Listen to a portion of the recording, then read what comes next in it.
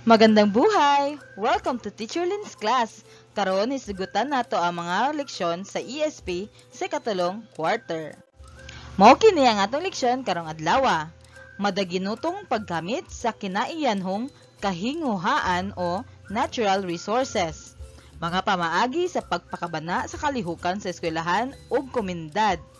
Pagpabilin sa kahapsay o kalimpyo sa komunidad ug pagpakita sa paghigugma sa kahapsay ug kalinaw. Andam na ba ka? Sige, magsugod na ta! Para sa atong review, tan-awa ang mga musunod nga hulagway nga nagpakita sa mga lain-laing katungod sa usa ka bata nga angayan nimong maangkon. Pilia sa mga letra ang imong tubag. A. Katungod nga mahatagan og panahon nga makadula. B. Katungod nga maangkon ang hustong edukasyon. C. Katungod nga adunay usa ka pamilya. Tanawa ang hulagway. Unsa kaha ang saknong tubag? A. Katungod nga mahatagan og panahon nga makadula. B. Katungod nga maangkon ang hustong edukasyon. O C. Katungod nga adunay usa ka pamilya. Ang saknong tubag kay letrang C. Katungod nga adunay usa ka pamilya. Tan-awa ang hulagway. Unsa kaha ang saktong tubag? A. Katungod nga mahatagan og panahon nga makadula. B. Katungod nga maangkon ang hustong edukasyon.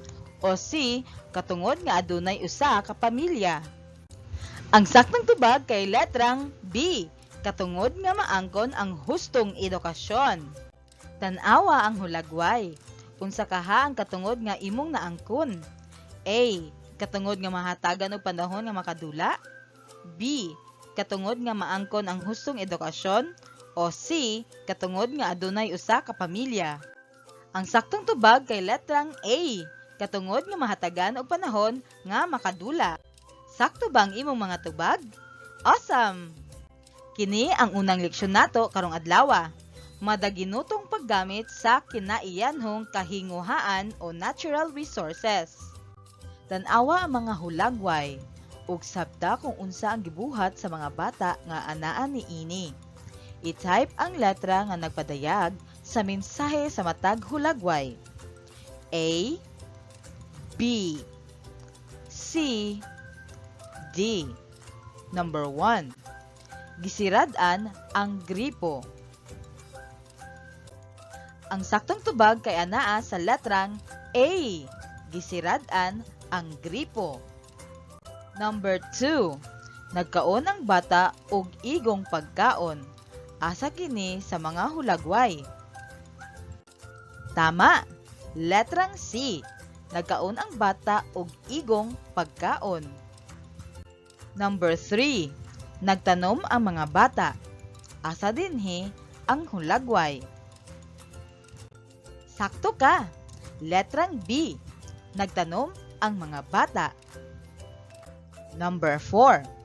Gi-off ang switch sa suga. Ang saktong tubag anaa sa letrang D. Ang mga butang sama sa tubig, pagkaon, ug kuryente gitawag nato nga kinaiyanhong kahinguhaan o natural resources. Gikinahanglan kini nga dili nato usikan. Ang mga kinaiyanhong kahinguhaan nagahatag og tabang sa atong pang-adlaw-adlaw nga panginabuhi. Ang mga mosunod mao ang mga pamaagi sa pagdaginot sa kinaiyanhong kahinguhaan o natural resources. Palungon ang gripo kung dili na gamiton. Mananumkitag mga kahoy kay mutabang kini sa pagpabilin sa tuburan sa atong tubig. Sa atong pagkaon, kinahanglan nga kuhaon lang ang makaya nimong kaunon. Dili kini ilabay-labay o dulaan. Dili nato iskan ang kuryente sa atong panimalay. Palungon ang switch sa suga, inig kahuman o gamit. Ang tubig nga isa sa mga kinaiyanhong kahinguhaan o natural resources, nagtabang kanato ug sa uban pang adunay kinabuhi aron mabuhi. Ampingan nato ang atong kakahuyan, kay kini ang nagtabang sa pagpadaghan sa mga tuburan sa sa atong katubigan. Importante gyud sa usa ka bata parehan nimo nga mahibalo sa pag-amping og pagdaginot o pagtipid sa atong tubig. Gamiton nato kini sa maayong paagi. Busa kinahanglan nga matun-an na nimo ang mga paagi sa maayong paggamit sa tubig.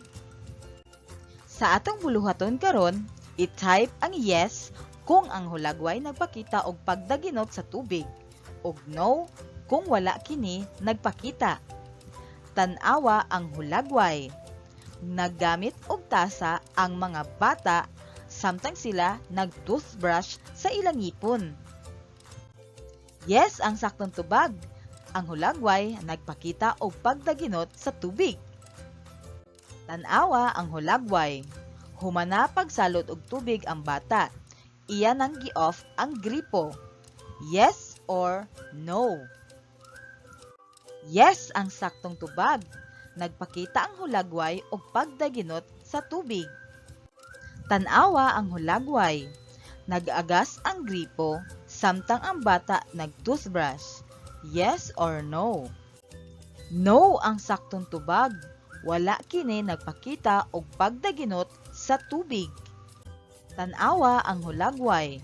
Samtang si mama nakigchismis sa iyang silingan, nagpadayon nga apag-agas ang tubig hangtod kini ning awas na. Yes or no? Ang saktong tubag kay no. Wala kini nagpakita og pagdaginot sa tubig. Tan-awa ang hulagway. Gi-off sa bata ang gripo. Yes or no? Ang saktong tubag, yes. Nagpakita og pagdaginot sa tubig ang hulagway. Ang ngayan nga matun-an sa usa ka bata sama nimo ang pagdaginot sa pagkaon. Dili kini usikan tungod kay adunay mga tawo nga naglisod sa pagpangita niini. Kinahanglan nga imong matun-an ang pamaagi sa pagdaginot o pagtipid sa mga pagkaon. Para sa mosunod nga buluhaton, butangi og check ang angayan nga buhaton og X ang dili angayan nga buhaton. Number 1. Ilabay nako sa gawas ang mga pagkaon nga dili na nako mahurot. Check o X. X ang saktong tubag. Dili angayan buhaton nga ilabay ang pagkaon kung dili nimo kini mahurot. Number 2. Mukuha lang ko sa mga pagkaon nga kaya nakong huruton. Check o X. Check ang saktong tubag. Kuha lang og pagkaon nga kaya nimong hutdon. Number 3. Mukaon ko og daghan hangtod nga magsakit akong tiyan. Check o X. X ang saktong tubag. Dili angay nga mukaon og daghan hangtod nga mosakit na ang imong tiyan. Number 4. Bahinan nako ang akong amigo og pagkaon. Check o X. Ang saktong tubag, check. Angay nga buhaton ang pagbahin og pagkaon sa imong isig katawo. Number 5. Dili ko mag-usik-usik og pagkaon. Hipuso nako ang sobra nga kinan-an nga pwede pa kaunon sa sunod. Check o X. Check ang saktong tubag. Dili angay buhaton ang pag-usik-usik sa pagkaon. Ang mga enerhiya nga atong gigamit sama sa kuryente nagagikan sa tubig, hangin ug adlaw. Ato kining ampingan o gamiton sa insakto. Ang pagdaginot niini maoy maayong buhaton kanatong tanan. Sa buluhaton karon, ipakita sa screen ang thumbs up kung insakto ang gibuhat sa bata nga anaa sa hulagway, ug thumbs down kung dili kini insakto. Tan-awa ang bata sa hulagway. Thumbs up o thumbs down? Thumbs down. Dili kini angayan buhaton sa isa ka bata. Wala kini nagpakita og pagdaginot sa kuryente. Tan-awa ang hulagway. Samtang naminaw ang bata og music sa iyang cellphone, naka-on ang suga, hastapod ang TV. Thumbs up o thumbs down? Thumbs down ang saktong tubag. Wala kini nagpakita og pagdaginot sa kuryente. Insakto ba ang imong mga tubag sa atong mga buluhaton? You're the champ! Remember, ang mga butang sama sa tubig, kuryente ug pagkaon, ug uban pa nga atong gamiton adlaw-adlaw, gasa sa Dios o Allah, alang kanato aron kita mabuhi. Angayan lang nga ato kining gamiton sa hustong paagi sa paggamit. Likayan nato ang paghimo sa mga butang nga makasayang niining mga natural resources. Kini ang ikaduhang leksyon nato karong adlaw. Mga pamaagi sa pagpakabana sa kalihukan sa eskwelahan o komunidad. Ipakita sa imong screen ang malipayong nawong kung ang hulagway nagpakita og maayong buhat, ug masulubong nawong kung wala kini nagpakita. Tan-awa ang mga bata sa hulagway. Happy face o sad face? Happy face ang saktong tubag. Tanawa ang gibuhat sa bata sa hulagway. Happy face o sad face? Happy face ang saktong tubag. Tanawa ang gibuhat sa bata sa hulagway. Happy face o sad face? Sad face ang saktong tubag. Tanawa ang gibuhat sa bata sa hulagway. Happy face o sad face? Happy face ang saktong tubag. Tanawa ang gibuhat sa bata sa hulagway. Happy face o sad face?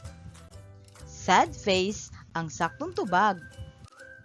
Isip miyembro sa komunidad, aduna kitay tulubagon sa pagpabilin sa kalimpyo ni ini. Ikaw, isip usa ka magtutuon, aduna kay tulubagon sa pagpabilin sa kalimpyo sa imong eskwelahan. Ang paglimpyo sa atong palibot, usa ka mahinungdanon nga lihok aron atong matabangan ang atong kinaiyahan. Ang pag-apil sa nagkalain-laing mga programa sa eskwelahan para magpabilin ang kalimpyo ug kahapsay nagpakita sa atong pagpakabana sa komunidad ug sa tibuok nasod. Sa atong buluhaton, butangi og check kung nagpakita sa pagpakabana sa kalihukan sa eskwelahan o komunidad, og X kung wala kini nagpakita. Tan-awa ang bata sa hulagway. Check o X? Check ang saktong tubag. Ang pagpanilhig sa bata nagpakita sa pagpakabana sa kalihukan sa eskwelahan o komunidad. Tan-awa ang mga bata sa hulagway. Check o X? Check ang saktong tubag. Ang mga bata nagpakita sa pagpakamada sa kalihukan sa eskwelahan. Tan-awa ang mga bata sa hulagway. Check o X? Check ang saktong tubag. Ang mga bata nagpakita sa pagpakabana sa kalihukan sa komunidad. Tan-awa ang gibuhat sa bata sa hulagway. Check o X? X ang saktong tubag. Wala kini nagpakita sa pagpakabana sa komunidad. Tan-awa ang gibuhat sa mga bata sa hulagway. Check o X? Check ang saktong tubag. Ang mga bata nagpakita sa pagpakabana sa kalihukan sa eskwelahan. Insakto ba ang imong mga tubag sa buluhaton? You the best! Karon, isulat ang check kung ang hulagway nagpakita og maayong kalihukan sa eskwelahan, og X kung wala. Tan-awa ang bata sa hulagway. Ang iyang gibuhat, check o X? Check ang saktong tubag. Maayo ang gibuhat sa bata. Tan-awa ang gibuhat sa mga bata sa hulagway. Check o X? X ang saktong tubag. Dili maayo ang gipakita sa hulagway. Tan-awa ang gibuhat sa mga bata sa hulagway. Check o X? Check ang saktong tubag. Maayo ang ilang gibuhat. Tan-awa ang gibuhat sa bata sa hulagway. Check o X? Check. Maayo ang gibuhat sa bata sa hulagway. Insakto ba ang imong tubag sa mga hulagway? You rock! Kini ang ikatulong leksyon nato karong adlaw. Pagpabilin sa kahapsay ug kalimpyo sa komunidad. Gikinahanglan ang kalimpyo ug kahapsay sa atong palibot kay nagpadayag kini sa pag-amping sa atong kinaiyahan. Daghan ang mga pamaagi sa pagpabilin sa kahapsay ug kalimpyo sa atong komunidad. Ang mga mosunod maoy mga pananglitan, manglimpyo sa palibot, i-recycle ang mga basura nga pwede pa magamit, muagi sa pedestrian lane kung mulabang sa kalsada o musunod sa traffic o road signs. Ang kahapsay o kalimpyo magsumikad sa kaugalingon ug imo dayon kining buhaton sa imong komunidad. Kini ang mga pananglitan sa mga hulagway nga nagpakita og kahapsay ug kalimpyo. Sa atong buluhaton, idibuho ang check kung angayan nga buhaton ug X kung dili angayan buhaton. Tan-awa ang gibuhat sa mga bata sa hulagway. Check o X? Check. Tan-awa ang gibuhat sa bata sa hulagway. Check o X? Check. Tan-awa ang gibuhat sa bata sa hulagway. Check o X? X. Dili angayan ilabay ang basura sa sapa o sa suba. Tan-awa ang gibuhat sa bata sa hulagway. Check o X? X. Dili angayan buhaton nga ilabay lamang ang basura bisan asa. Tan-awa ang gibuhat sa mga bata sa hulagway. Check o X? Check. Insakto ba ang imong mga tubag? Hip hip hooray! Isa sa pamaagi aron mapabilin ang kahapsay ug kalimpyo sa palibot ang pag-recycle. Ang recycling usa ka proseso sa usa ka basura ngadto sa bag-o nga material o butang nga pwede magamit pa. Kini nagpakita sa reduce, reuse, and recycle o kuhai, gamita pag-usab o gamita sa laing pamaagi. Tan-awa ang mga mosunod nga hulagway sa ubos. Anaa sa column A ang mga butang nga pwedeng ma-recycle. Isumpay kini sa column B nga maoy posibleng porma o mahimong bag-ong mabuhat sa maong mga butang. I-connect kini. Number 1. Ligid. Unsa ang posible nga mabuhat nga butang sa ligid? Ang saktong tubag, letrang C. Number 2, lata. Unsaon nato pag-recycle sa lata? Ang saktong tubag, letrang D. Number 3, unsaon nato pag-recycle ang isa ka botelya? Ang saktong tubag, letter A. Number 4, unsaon pag-recycle ang plastic bottle? Ang saktong tubag, letter E. Number 5. Unsaon nato pag-recycle ang mga sobra nga tela? Letter B ang saktong tubag. Insakto ba ang imong mga tubag? Very good! Isa sa mga mahinungdanon nga benepisyo sa kahapsay ug kalimpyo sa komunidad mao ang mamahimong himsog ang atong panglawas. Basaha ang mga mosunod nga hugpulong o sentence. Ipakita ang heart kung nagpakita kini sa benepisyo sa kahapsay o kalimpyo sa komunidad.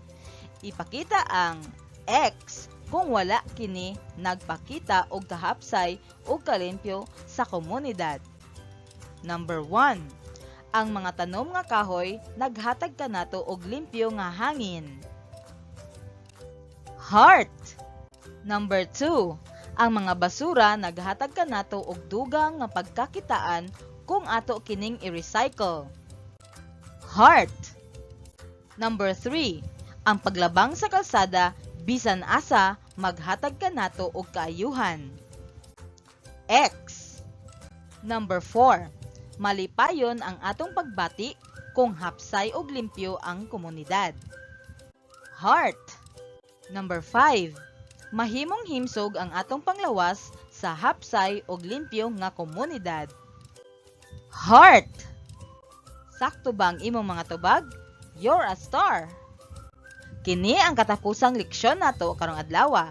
Ang pagpakita sa paghigugma sa kahapsay ug kalinaw. Ang pagpakita sa paghigugma sa kahapsay ug kalinaw nagpadayag sa atong pagkamaayong tawo. Ang kalinaw mao ang atong mabati nga walay kagubot, walay pag-away, ug ang tanan magsinabtanay ug malipayon. Ang kahapsay mao ang pagsunod sa mga mando o sugo aron mahimutang sa maayo ang mga buluhaton. Ang kamahinungdanon sa pagpasalamat human nga nakaangkon sa katungod, nagpakita og kalipay sa mga tawong nagpaambit niini. Mahimong hapsay ang atong kinabuhi ug mahatagan og kalipay ang matag usa kung ang matag tawo mahibalo sa pagpasalamat sa uban nga nahimong instrumento sa ilang kaangayan ug kalipay. Sa atong buluhaton, tan-awa ang mga musunod nga hulagway. Ipakita ang heart kung napakita kini sa kahapsay ug kalinaw sa atong panimalay ug komunidad. Ipakita ang X kung wala kini nagpakita. Tan-awa ang gibuhat sa mga bata sa hulagway. Heart o X. Heart. Tan-awa ang gibuhat sa mga bata sa hulagway. Heart o X. Heart. Tan-awa ang gibuhat sa mga bata sa hulagway. Heart o X. X. Dili kalinaw ang gipakita sa hulagway kay nag-ilog ang duha ka bata og dulaan. Tan-awa ang gibuhat sa bata sa hulagway. Heart o X. Heart. Tan-awa ang gipakita sa bata sa hulagway. Heart o X. X. Bisan asa lang naglaway og basura ang bata. Ang paghigugma sa kahapsay ug kalinaw mao ang pagbuhat sa mga maayong buhat ngadto sa imong isig ka tawo, pamilya o isig ka bata sama sa mga mosunod. Dili nimo pasakitan ang imong isig ka tawo o isig ka bata aron malikayan ang kagubot ug away. Magtinabangay sa buluhaton sa balay aron hapsay ang pagpuyo. Tumanon ug sundon ang mga balaod aron magpabilin ang kalinaw sa komunidad. Ihatag sa uban ang butang nga gigahin alang kanila. Ayaw kinig hilabti. Badungon nimo ang imong higala nga naghimo og dili maayo. Sa atong buluhaton, i-type ang letra nga S kung sakto ang gipadayag sa hugpulong o sentence. DS kung dili sakto. Number 1. Dili ko manghilabot sa butang nga dili ako.